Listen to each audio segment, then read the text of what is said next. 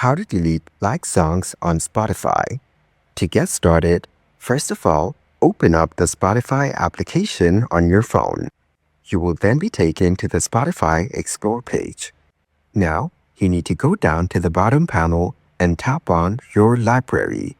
From here, select Playlist. Now, navigate to the Like Songs library. Once you're here, select the song that you want to remove. Then, you need to tap on the three dots over here to open the menu.